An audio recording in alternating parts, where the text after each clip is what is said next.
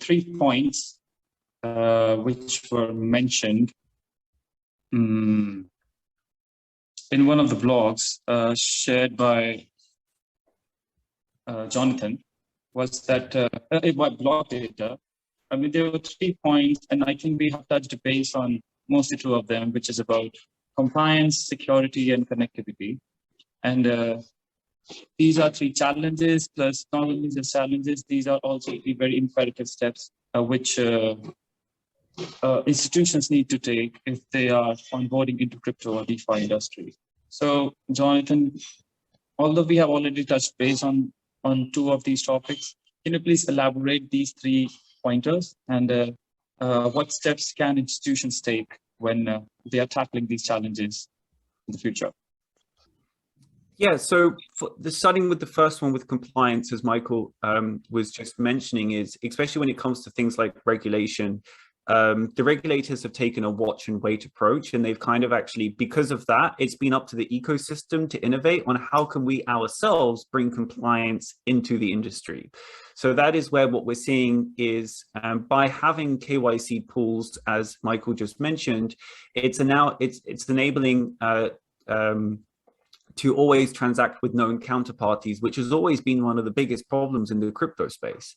So if you have everybody KYC'd by default, that removes that compliance hurdle where I know who I'm transacting with, which allows me to adhere to more AML regulation, where I can now start to prove, hey, I know I transacted with this person, it's okay because I've done my analysis and I've done it's okay. On top of that, you also start to see, even for un-KYC pools, there are lots of companies that are doing the AML analysis that are assigning risk scores to non-KYC pools to see whether they're quote unquote poisoned by money or assets that should not be in there. So that is where there's a wide variety of different approaches being taken. But that is where, when you have things like the benefits of blockchain, like instant reconciliation and all of this, it can make the lives of compliance departments easier because you're always seeing something that is always true. When it comes to security, that's where we get into the custody and the storage of the assets, and how secure can I make those assets within my organization? For example, do I have to have multiple people sign a transaction? Do I store my assets in a web wallet? Do I store my assets in a hot wallet on an exchange or in my own custodian? Or do I store it in a vault somewhere under a mountain? So that is where you're starting to see, from a security point of view, depending on the risk behavior of the actual organization that is holding the assets, there are now many different types of options available, and there are increasingly more and more options coming to market. But to the point in terms of the maturity of the ecosystem, a lot of these custodians didn't even exist in 2017, and they identified the need coming from the back of the last bull market, and were like, hey, we've got to solve this, because ultimately these guys have a need for security. There are stories of crypto hedge funds of them making investments in blockchain companies off of Ledger Nanos, right? And it's like, no, this can't work moving forward. It's just not secure. And then the third one is around the connectivity. And that is really about, okay, if I store my assets and I have assets on my balance sheet, what can I do with those assets? Where I store my assets, does it allow me to interact with DEXs? Does it allow me to interact with smart contracts? And those are questions and like features that are not simple for people to build.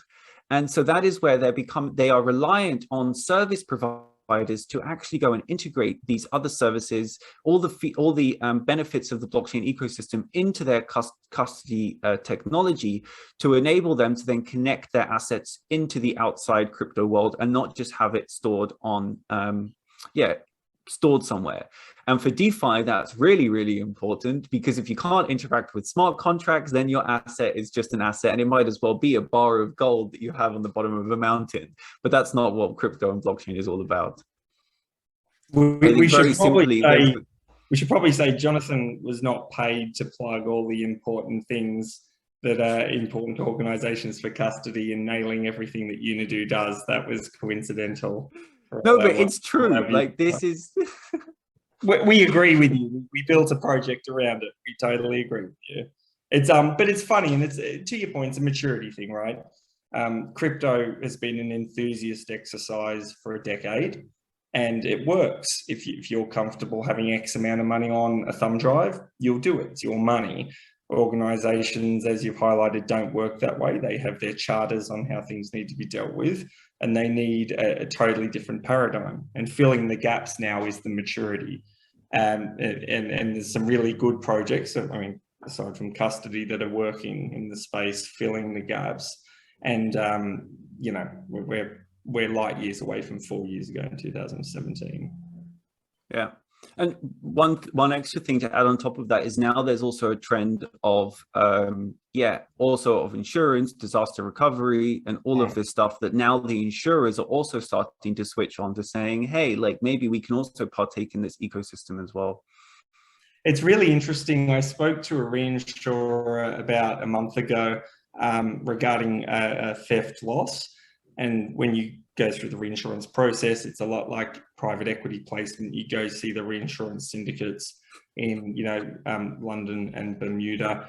The appetite for this sort of risk is there, which is interesting because it means that the underwriters and the reinsurers are putting time to understand the technology, and they're taking the actual physical risk, which presumably means if they're hedging against Bitcoin downturn or contract failure, they're either shorting certain coins, they're taking positions. So if you've got institutions that are getting comfortable to a degree that they're looking to build their knowledge around this and actually take positions to offer what is a real world product, an insurance contract, a counterparty product, it's nothing to do with crypto. And it's based on the capabilities of smart contracts, and the risk exposure is they're obviously taking a position long or short in coins. That's a really big indicator that such large reinsurers are getting stuck in. I take a lot of comfort in seeing those moves.